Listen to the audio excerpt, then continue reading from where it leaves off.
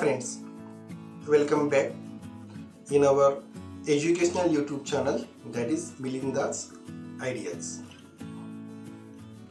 In last lecture we had studied universal building block, that is a NAND and NOR gate as universal building block, and in this lecture we are going to study XOR gate, that is an exclusive OR gate. First of all, what is an exclusive OR gate? Exclusive OR gate is basically a derived gate, and to construct this XOR gate, that is exclusive OR gate, all three basic gates are required. What is exclusive OR gate? The exclusive OR gate is a gate which gives a high output when the inputs are exclusive to each other. आता exclusive meaning काय आहे? The exclusive means they are not same. When the inputs are not same, when inputs are opposite to each other, then this gate gives a high output. That is a XOR gate. Input सारखे नसतील तेव्हा output त्याचा हाय असेल. आपण study करतोय आज या lecture मध्ये XOR gate by using switches. आपण स्टडी करतोय 2 बिट XOR गेट्स. ऑब्वियसली दोन आपल्याला स्विच वापरायचे, बट इन दिस केस आपण जो स्विच वापरतो तो स्विच आहे तुमचा single pole double throw switch. आपण मागचे जे गेट स्टडी केले, इन ऑल दॅट गेट्स आपण यूज केलेले स्विच होते single pole single throw SPST, but in this case we have to use single pole double throw. आता single pole double throw switch काय असतो, त्यामध्ये एक पोल असतो आणि दोन थ्रो असतात. एक हा एक थ्रो झाला आणि हा एक थ्रो, म्हणजे हा एक थ्रो म्हणू आपण आणि हा एक थ्रो, म्हणजे तुमचा स्विच इकडे कनेक्ट होईल किंवा इकडे कनेक्ट होईल. म्हणजे either one input is connected to that particular pole. Single pole double throw, दोन थ्रो असतात. आता हे जे दोन थ्रो आहेत, आपण दोन स्विच वापरतोय A and B लॉजिक्स आहेत. आपण दोन स्विचेस घेतले, it is S1 and S2.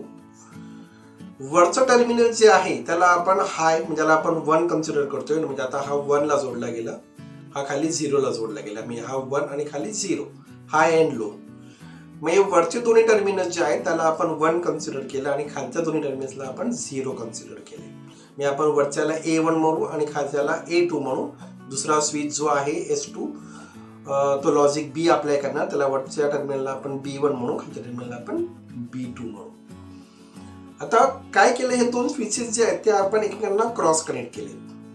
Means A1 म्हणजे 1 जे म्हटलं आपण, हाय जे टर्मिनल्स म्हटले ते आपण दुसऱ्या स्विचच्या लोला 0 ला कनेक्ट केले. So A1 is connected to the B2 while B1 is connected to A2. म्हणजे आपण क्रॉस कनेक्ट केले, क्रॉस जोडले. आणि मग पुढे आपण काय केले, त्याला बॅटरी जोडली 5 व्होल्टची आणि त्याला लॅम्प जोडला आपण, which indicates the output state. आता आपल्याला केसेस बघायच्यात. What is first case? That is A is 0 and B is 0. Both A and B are 0. आता A आणि B दोन्ही 0 आले. म्हणजे आता काय केलं आपण, स्विच कुठे जोडले, आपण खाली जोडले.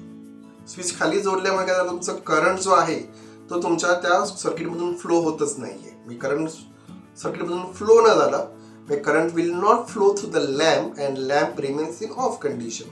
म्हणजे लॅम्प ऑफ राहिला, आउटपुट आपला लो राहिला. म्हणजे 0 0 ला 0 आला, इनपुट सारखा आला, आउटपुट 0 आला. Wien A is 0 and B is 1, म्हणजे आता आपण A ला 0 ला जोडले आणि B ला 1 ला जोडले. आता हा जो B1 हा A2 ला कनेक्ट आहे, म्हणजे B1 A2 ला कनेक्ट झाला. कारण तुमचा त्या ट्रॅक मधून फ्लो झाला, लॅम्प मधून फ्लो झाला आणि ऑब्विसली लॅम्प ग्लोज आणि it gives a high output. म्हणजे 0-1 ला लॅम्प ग्लो झाला, आउटपुट हाय झाला. The next condition that is 1-0. म्हणजे आता काय झालं, आपली आता ही अशी कंडिशन आहे. आता आपण काय करतोय, उलट केलं. म्हणजे A1 ला जोडला आणि B0 ला जोडला. आता हे असं कनेक्शन झालं आणि या कनेक्शनमुळे करंट त्या ट्रॅक मधून फ्लो झाला. Current flow through the lamp and lamp glows and due to which once again output goes to high level. मग या दोन्ही केसेसमध्ये इनपुट होतं आपलं 0-1 and 1-0. The inputs are not same. दोन्ही कंडिशन्समध्ये लॅम्प ग्लो झाला आणि आउटपुट आपलं हाय लेवलला गेलं. पुढे next condition that is A is 1, B is 1. मी आता काय झालं, आपले दोन्ही वर जोडले गेले. A ला पण 1 केलं आणि B ला पण 1 केलं. Once again circuit will not get completed. Current will not flow through the circuit through the lamp and lamp becomes off and output goes to low level. म्हणजे दोन्ही इनपुट जेव्हा आपले 1-1 झाले तेव्हा काय झालं, परत आपला लॅम्प ऑफ कंडिशनला गेला, आउटपुट आपलं 0 झालं. आता मित्रांनो समोर ट्रूथ टेबल डिस्प्ले होते. A and B are the input, Y is the output. when A is 0, B is 0 म्हणजे स्विच आपले ऑफ कंडिशनला आहे. It remains in does not grow condition, output remains low. When A is 0, B is 1 म्हणजे A of आहे, B on झाला, हाय झाला, current flow झाला, lamp glow झाला, आउटपुट 1 झाला. When A is 1, B is 0, once again current flows through the lamp, output becomes high, lamp glows झाला.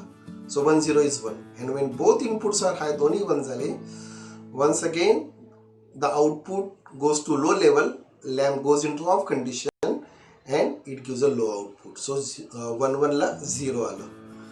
Means once again त्या परत आपण बघू 0 0 that is 0, 0 1 that is 1, 1 0 that is also 1, and 1 1 is 0.